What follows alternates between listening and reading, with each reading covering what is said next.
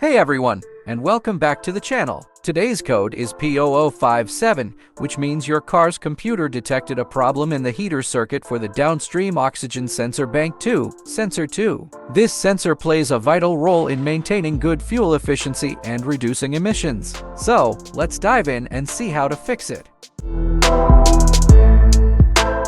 The downstream oxygen sensor, located behind the catalytic converter, measures exhaust oxygen levels to ensure the converter functions correctly. For the sensor to work quickly, it has a heater circuit that brings it up to temperature fast. A P0057 code indicates a fault in this heating system.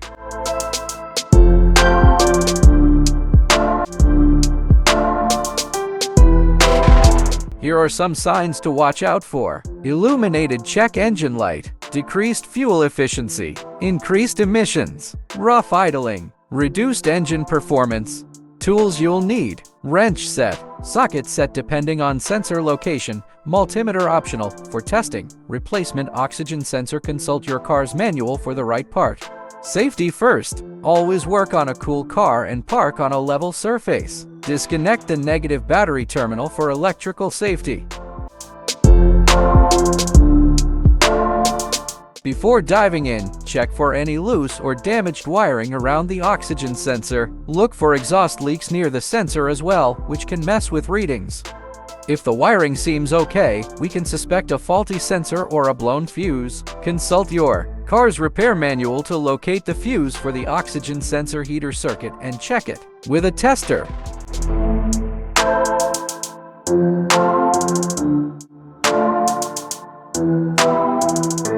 Locating the sensor. Refer to your car's repair manual to find the exact location of bank to sensor 2. It's usually screwed into the exhaust pipe near the catalytic converter.